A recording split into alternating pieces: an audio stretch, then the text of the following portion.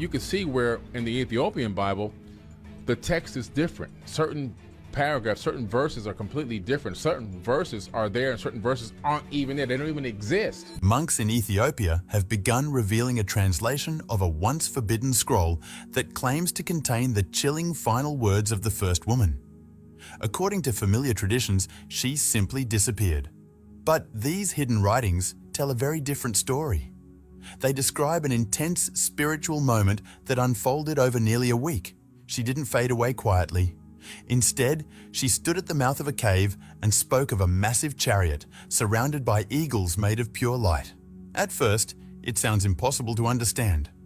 But the meaning becomes clearer when you realize what she may have been witnessing, a vision of the very first human soul crossing into the afterlife. Forbidden accounts of the first woman are rarely discussed. Most people skim past the details and accept the simple version. But if you strip away the noise, the story centers on a mysterious missing week. In Ethiopian scrolls, especially a text known as the conflict of Adam and Eve with Satan, a strange pattern appears. Adam is said to have died on a Friday, the same day he was originally created. But the woman did not die with him. She remained alone for exactly 6 days. In these hidden traditions, those 6 days weren't random. They carried deep symbolism. Just as the Creator took 6 days to form the world, the trees, the animals, the stars, she spent 6 days slowly releasing her bond with the earth. For almost an entire week, she was the last person alive who still remembered what it felt like to walk in the garden. She carried a loneliness beyond words, like a widow of the whole world. The scrolls describe her sitting at the entrance of a dark cave, refusing food and water.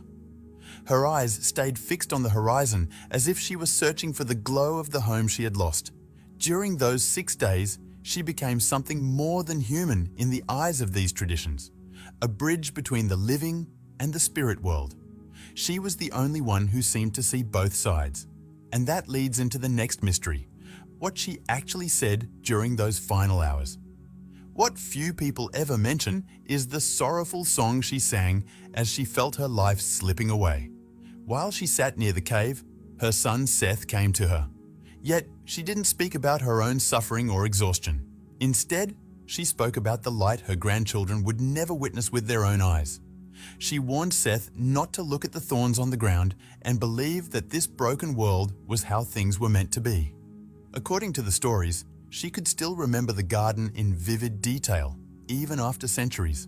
She spoke of the gold in the river Pishon, far from where they now lived. She described the scent of the tree of life, saying it felt like breathing in the very breath of the Creator. This is where the story becomes difficult for anyone who sees her as just a minor figure. In these accounts, she wasn't a background character at all. She was the keeper of humanity's memory. While the first man focused on survival, work, and order, she carried something different, the living memory of the garden. She held on to hope when everything else had changed. In her final hours, she made sure that memory would not disappear. She pressed it deeply into the heart of her son, wanting future generations to remember that the world wasn't always broken. She didn't want people to grow too comfortable in a place that had lost its original beauty. This is why Ethiopian monks honor her as the first teacher of hidden wisdom. Not as someone defined by a mistake, but as the one who remembered the path back home. And then the story takes an even stranger turn. When she finally stopped speaking, she fell into a deep, silent sleep. According to the scrolls, on the 4th day after the first man was buried, something happened that feels almost cinematic, yet the texts treat it as real. She entered a state where she could no longer hear or see the people around her. Then suddenly, she lifted her eyes and saw the sky split open. It wasn't darkness she saw. It wasn't a grave. She described a massive chariot made of light descending from above. The scrolls say it was pulled by 4 enormous eagles, their wings so vast they seemed to cover the sky for miles. And on that radiant chariot, she saw the soul of the first man.